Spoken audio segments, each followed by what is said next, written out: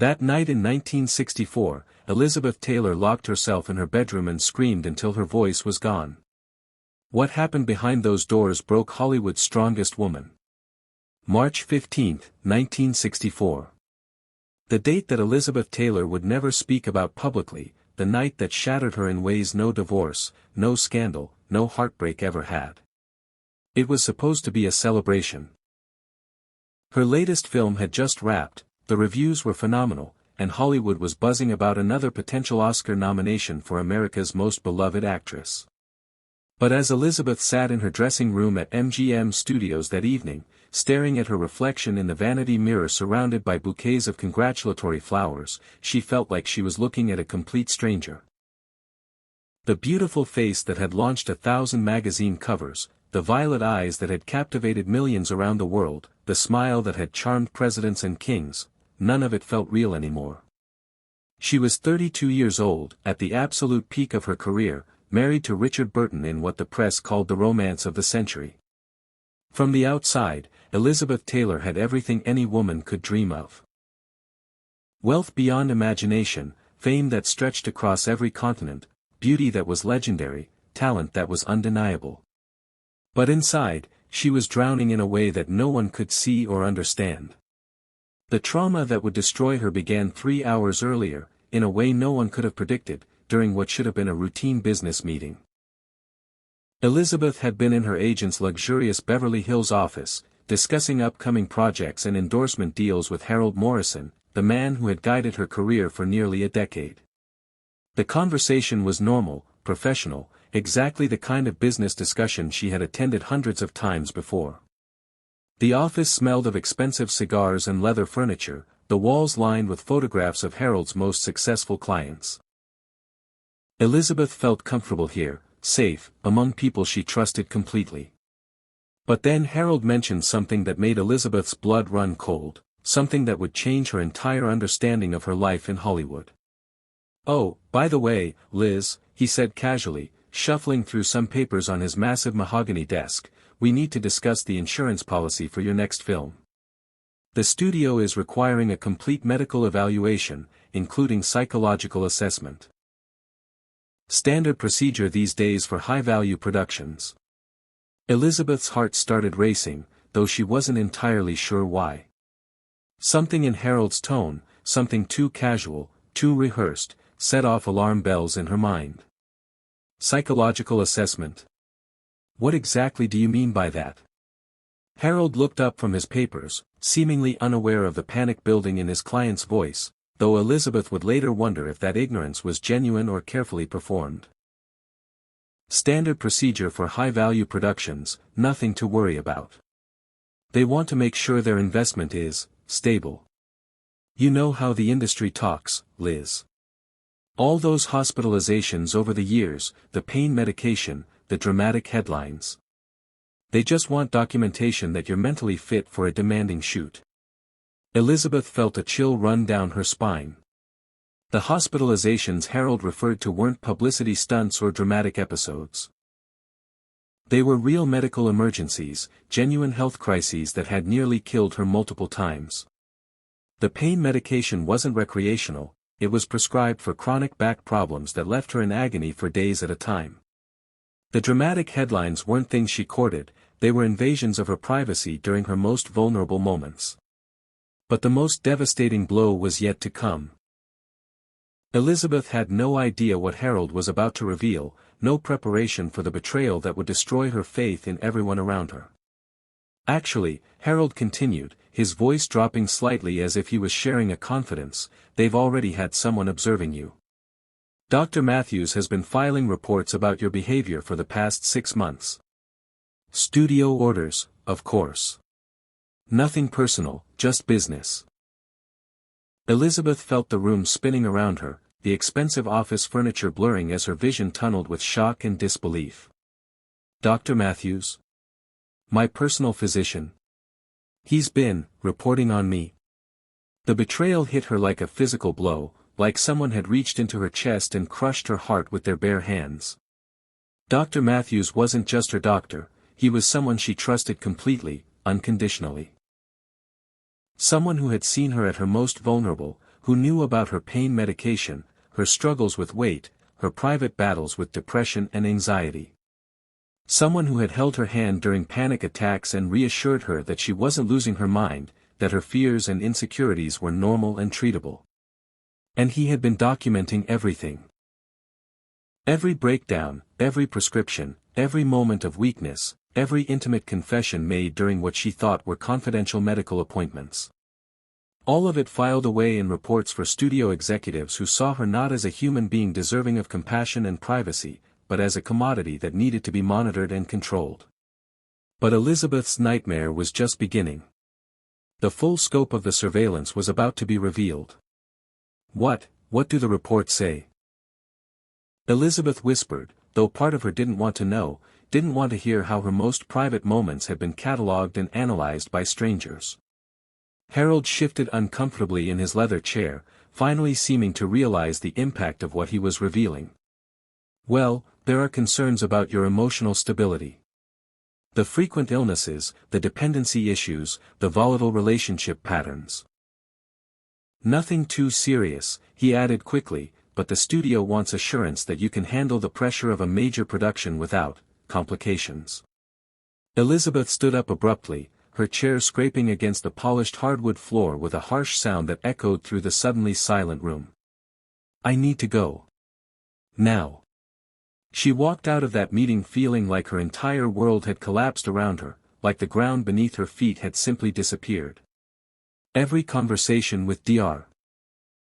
Matthews, every vulnerable moment when she had shared her deepest fears and secrets, every time she had trusted him with information she would never share with anyone else, all of it had been a lie.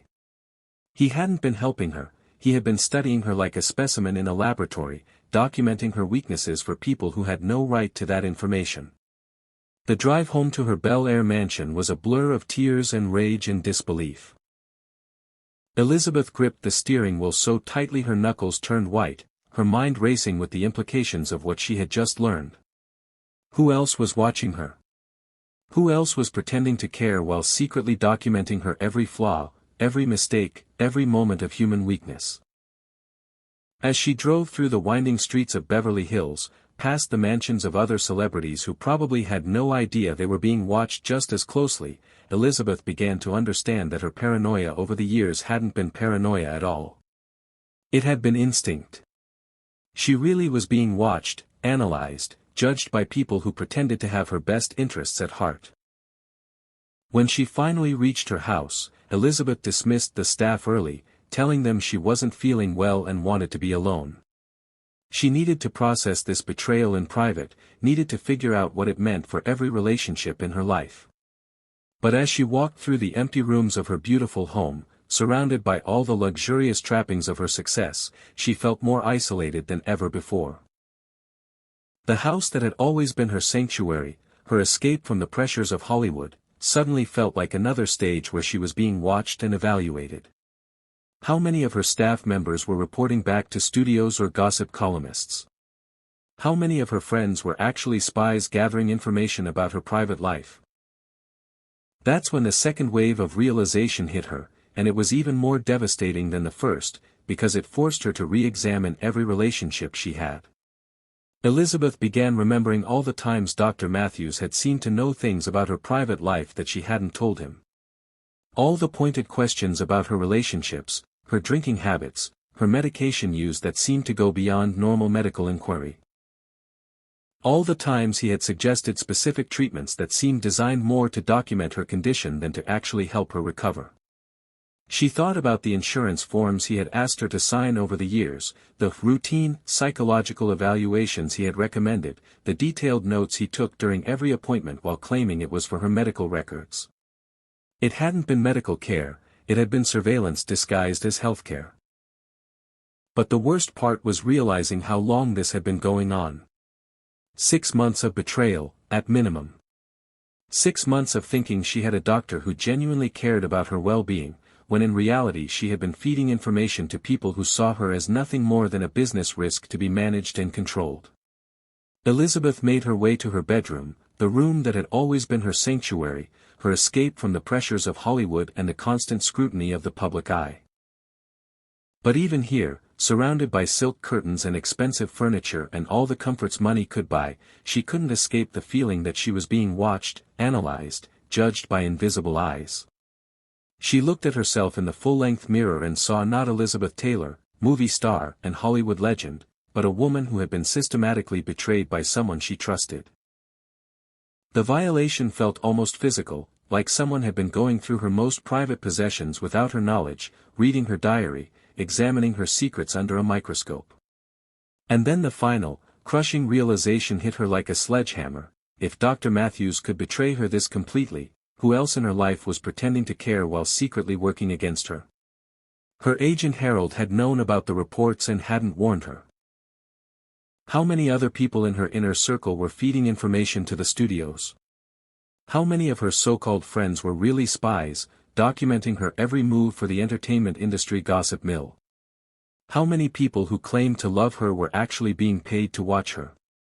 Elizabeth sank onto her bed, feeling more alone than she had ever felt in her entire life, more isolated than during her worst illnesses, more abandoned than during her most public divorces.